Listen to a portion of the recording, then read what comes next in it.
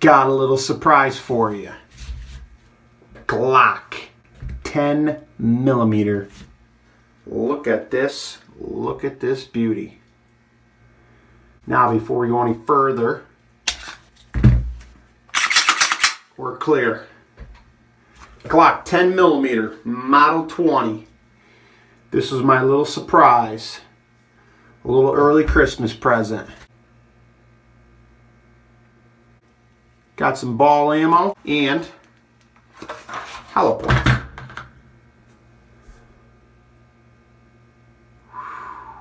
Man. 10 millimeter. I knew about it. I definitely knew all about it. What bring this pistol about here was bear protection in the Adirondacks. Was looking for a kind of a compact, light, definitely rugged, something I can run pretty hard, almost like a work gun. Now, I did buy a Model 19 9 millimeter earlier, probably a year ago, and that's like a carry and concealed, you know, when I'm working in the woods, the dirt, the mud, the whatever you got you want to throw at it. The Glock is a beautiful apparatus here. Now, I was never a Glock fan, I'll be honest. The polymers, I wasn't really a fan of them. If you guys have been watching my videos, I like having purpose weapons. The revolver, the higher power stuff, the 357s, the 45, the 44 Magnum, that's a revolver. They're all kind of purpose guns, you know, pistols. And this guy, it was great thought was put into this, and I was looking for kind of a Magnum load, something I can handle for recoil, something heavy duty, something that can really take the weather. And my main number one purpose for purchasing this weapon was weight. The weight of it. I'm going to get a little more technical down the line here once winter comes around and maybe I start running this thing in the woods, hunting season. We're going to do some comparisons and some other little things like that. But for right now, I just want to kind of let you know what this thing, what my thoughts were behind this thing. Was the weight of it. It's definitely lighter than the other weapons that I have in kind of the Magnum load for a good penetrator.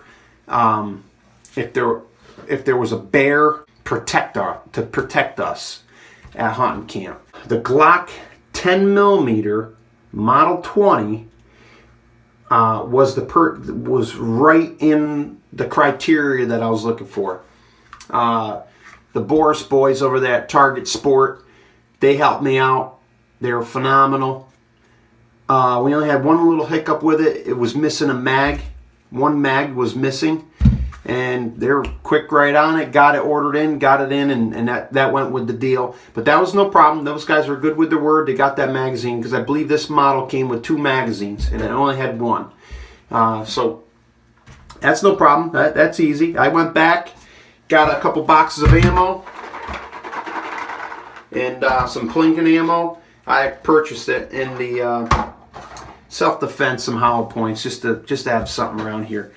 And it goes. If you look back in the videos that I made, a couple back there, the Glock Model 20 was on that video, and a few rifles. If you look back, go take a look at that video.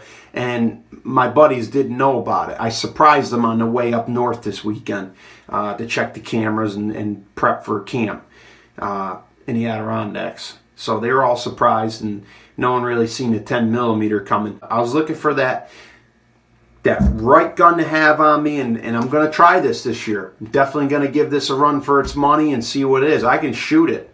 Guys were worried that the recoil and stuff was way off. You know, they can't handle the recoil.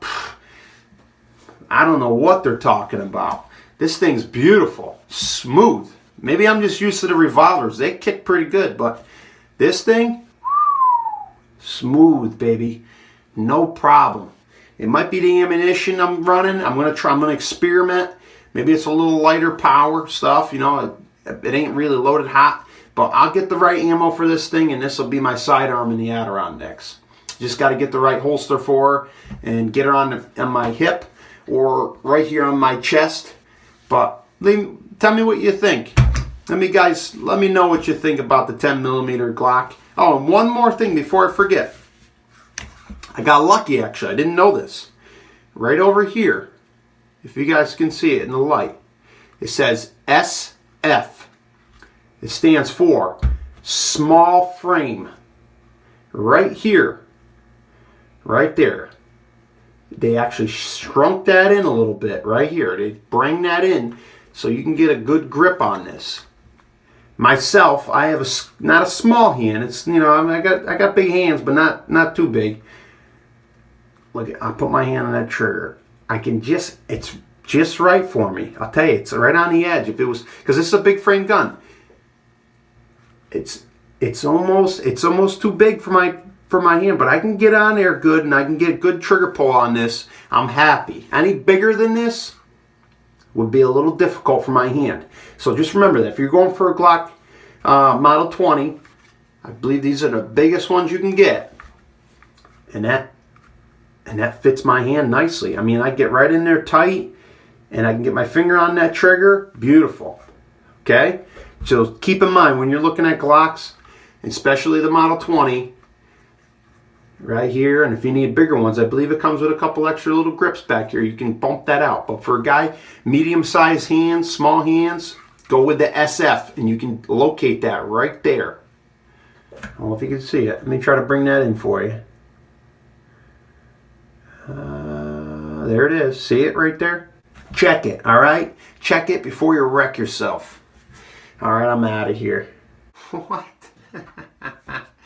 All right, watch the next video. Talk about some Adirondack rifles, baby. You got some good shooting on there. Take a look.